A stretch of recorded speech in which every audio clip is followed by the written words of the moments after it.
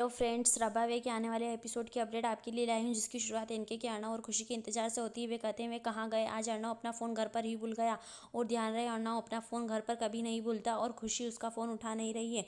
वह सोचते हैं कि वे कहाँ जा सकते हैं और फिर कहते हैं कि अपहरणकर्ताओं ने बदला लेने के लिए उनका अपहरण किया। दूसरे वहाँ आते हैं। अंजलि इनके से पूछती हैं क्या बदला है। इनके विषय बदलता है और कहता है बदला लेने का मतलब है कि मैं सोच रहा था कि तुम लोग मुझसे बहुत प्यार करते हो तो मैं तुम्हें वापस क्या दूँ।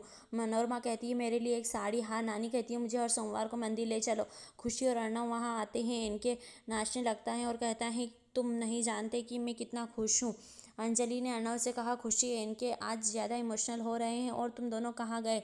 फिर से आइसक्रीम खाने के लिए नानी और अंजलि हंसते हैं। खुशी कहती है दी हम कहते हैं हम घूमने गए थे। मनोरमा कहती है बहुत हो गया, जब देखो सुहागरात। खुशी से शर्मा जाती है और अर्णव वहाँ से चल जाते हैं। खुशी और अर्णव अब अपने कमरे में हैं। खुशी अर्णव को बता रही है कि क्या हुआ और कैसे उसने अपहरणकर्ताओं से लड़ाई की। अर्णव बस उसे घूर रहा है और मुस्कुरा रहा है। खुशी उससे पूछती है कि तुम मुझे इस तरह क्यों देख रहे हो, क्या तुम मुझे सुन भी रहे हो।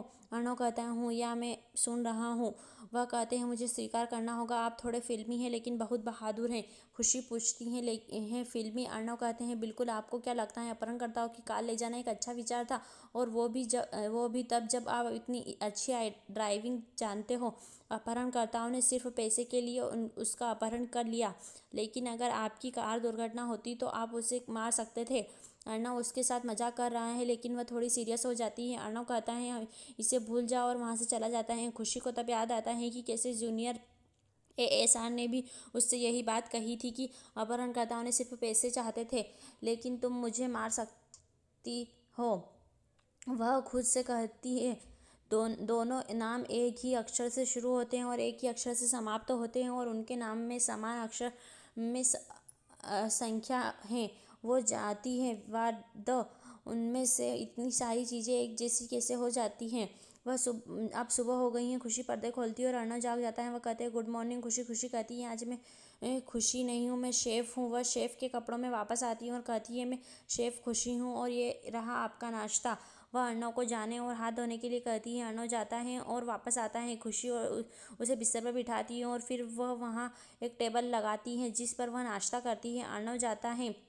वह पान के लेकर खुशी ने इंटरनेट से सीखी रेसिपी बनाई। वह उसे चम्मच देती है। अर्णव कहते हैं लेकिन इस चम्मच की ज़रूरत नहीं है। मुझे पता है, लेकिन बड़े रेस्टोरेंट में ऐसी चीज़ें डालते हैं जिनकी आपको ज़रूरत नहीं है। आप इसे खाते हैं। उसके खाने से पहले वह उसे फिर से रोकती है और उस पर एक कपड़ा डाल देती है जैसे वे 5 सितारे होटल में करते हैं। अर्णव उसे बैठाता है और कहता है 5 स्टार शेफ को बैठने की इजाज़त है ना। वह उसे पहले बाइट देता है लेकिन खुशी कहती है आज मेरा व्रत है इसलिए मैं नहीं खा सकती। वह कहती है इस घर की सभी महिलाएं व्रत रखती हैं और इसलिए मैं यहाँ नाश्ता लेकर आई हूँ।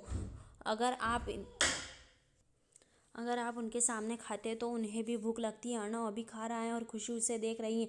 अर्णव मुस्कुराता है और उससे कहता है कुछ लो, मैं किसी को नहीं बताऊंगा। खुशी कहती है मैं खा नहीं सकती, देवी माँ को बहुत बुरा लगेगा।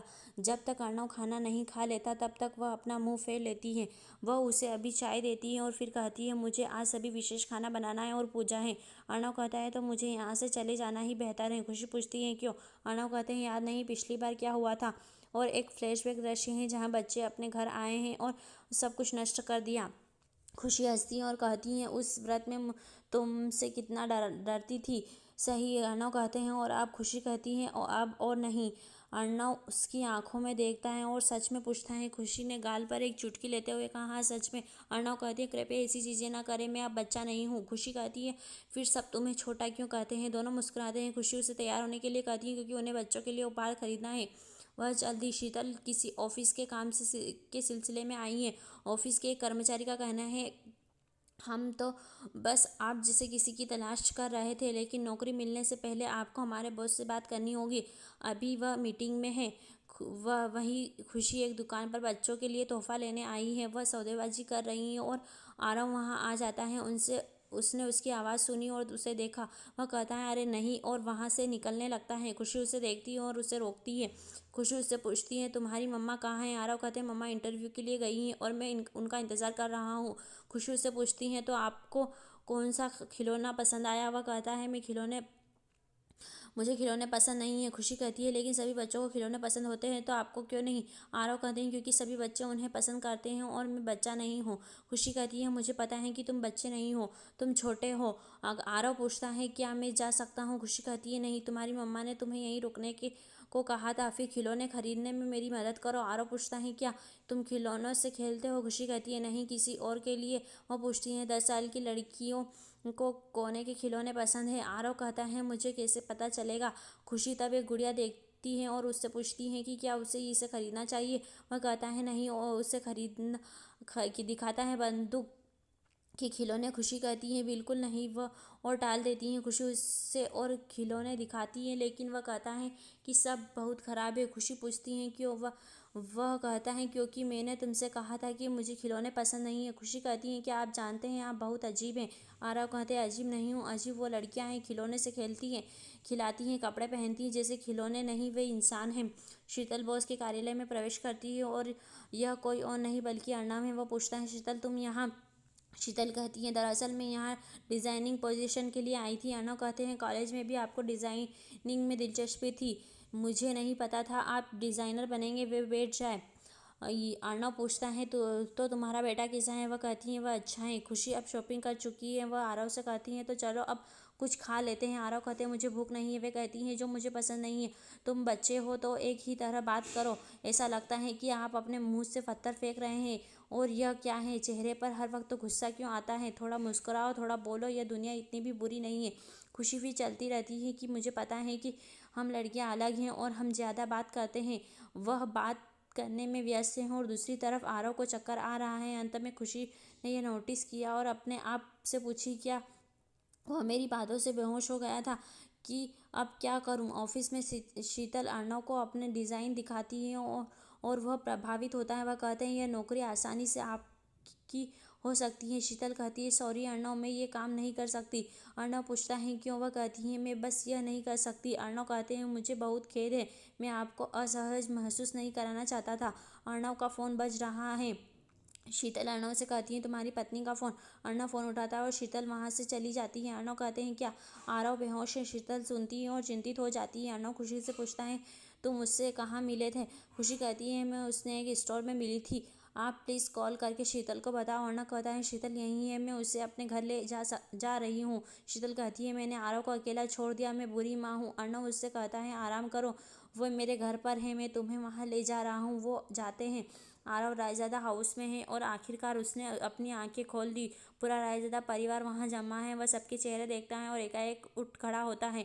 मनोरमा पूछती है तुम ऐसे क्यों उठे?